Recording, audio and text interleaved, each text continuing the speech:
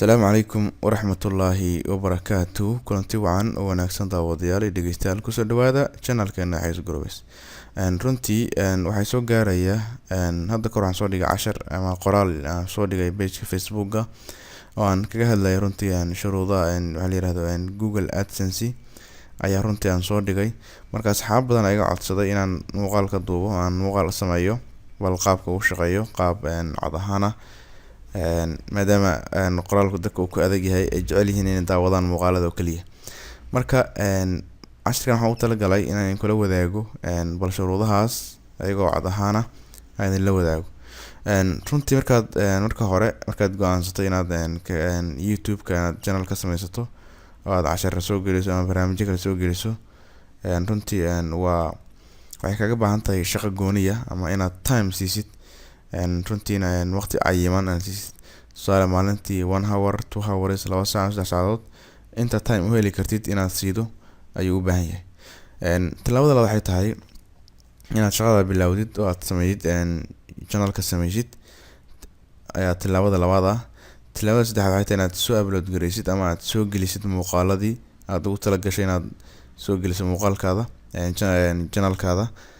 Marka muuqaaladaas waxaad ka ilaalisaa waxa la yiraahdo copy ka ilaali, fadlan ha noqdaan waxa aad gacantaada ku duubtay ama aad gacantaada ku samaysay, waayo runtii hadaad soo geliso waxa la yiraahdo copyright ama muuqaalo hore loo soo geliyay ama Facebook ka soo qaaday ama meel kale ka soo qaaday ha ku lugooyin taas runtii ku suurtagali mayso inaad wax lacag ka samayso ama runtii aad ku shaqaysato.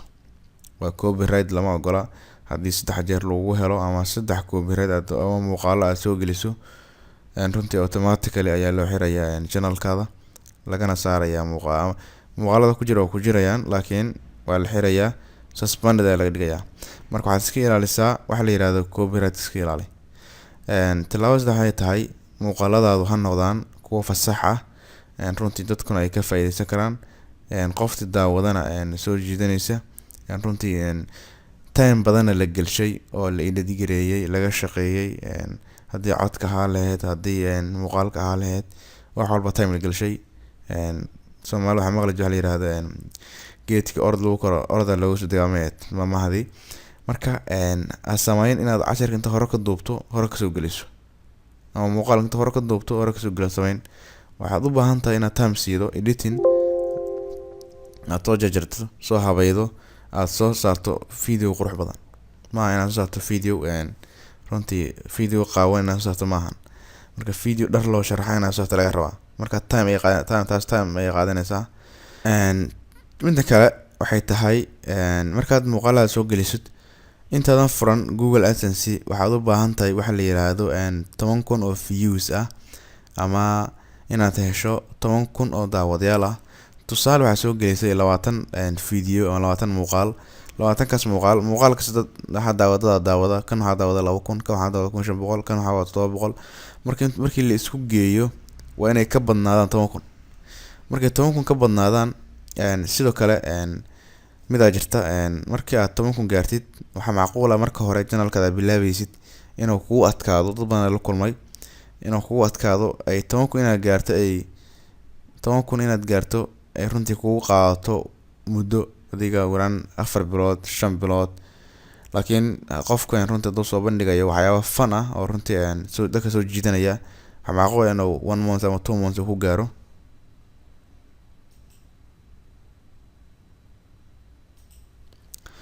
Waxa macquul ah inuu 1 month ama 2 months uu ku gaaro 10,000 kadibna uu codsan karo.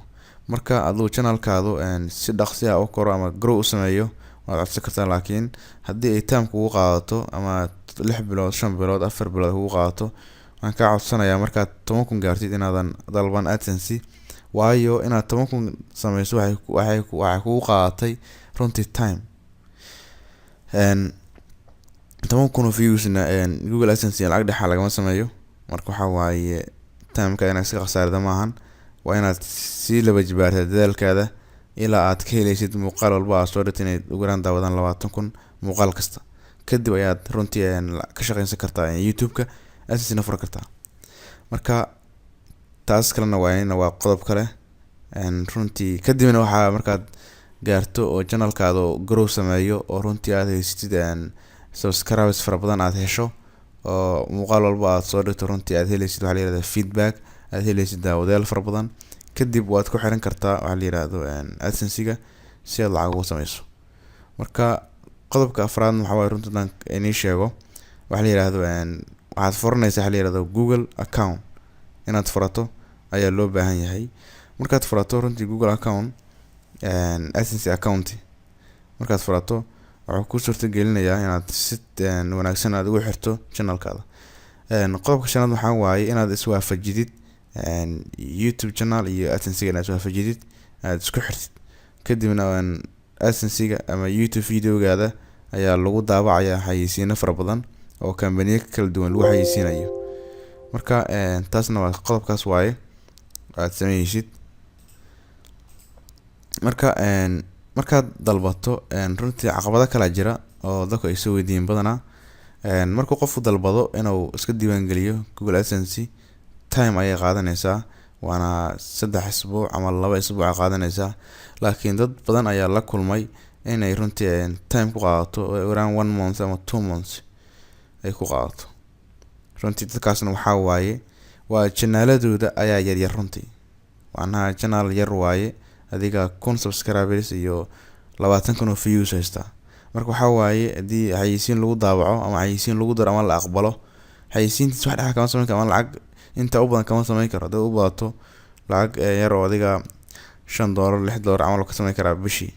marka waxa waaye Google ko fiirinaya channelkaada fiirinaya daawadayaashaada, subscriberskaada, dad runtii more views and more subscribers haysato oo ku fasaxaya. laakiin dad channelkaada weli yar yahay waxaa laga yaabaa inay 2 bilood ama 3 bilood oo kadib ku fasaxo. marka taasna waa qodob kale oo muhiim ah inaad fahanto.